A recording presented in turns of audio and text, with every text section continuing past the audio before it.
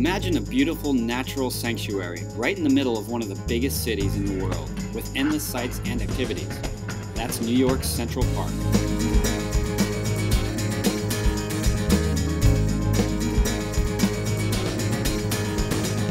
The park is located right in the center of Manhattan, the heart of New York City, and runs north and south for 51 blocks and east to west 3 blocks between Central Park West and Fifth Avenue. Inspired by the parks of European cities, Prince merchant Robert Baun Minturn urged city administrators to establish a public park for walking and recreation. The land was purchased and construction began in the 1860s. The park covers 843 acres and has always served as an escape for New Yorkers and tourists alike looking to get away from the busy city. One very recognizable and popular area of the park is the Great Lawn, located right in the middle of the park. It's a huge field with 6 baseball diamonds surrounded by woods.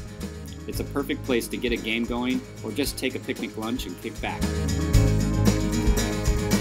Directly north of the Great Lawn is the Jacqueline Kennedy Onassis Reservoir, which holds over 1 billion gallons of water and originally served as a major source of water for the city.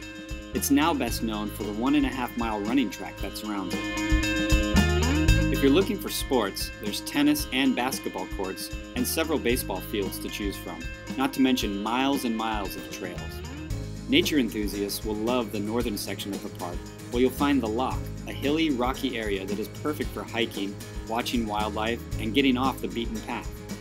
Across from the Loch, on the east side, be sure to visit the beautiful Conservatory Gardens, as well as the Discovery Center. It's a great place for kids to learn environmental education. On both the east and west sides of the park, you'll find amazing museums of all types. Be sure to visit the Museum of Natural History on Central Park West, and right next door you can check out the New York City Historical Society Museum. Across the park, on Fifth Avenue, Museum Mile offers the world-renowned Guggenheim Museum and the always impressive Metropolitan Museum of Art. Just south of the Great Lawn is Belvedere Castle. Built in 1865 as a Victorian folly, the castle also houses a collection of natural history artifacts, and anytime you hear a weather report in New York City, the temperature is always taken from a reading at the castle. Heading back over to the west side near 72nd Street is Strawberry Fields, a serene and peaceful section of the park dedicated to the memory of late Beatle John Lennon, who lived nearby and frequently walked in the park with his son Sean.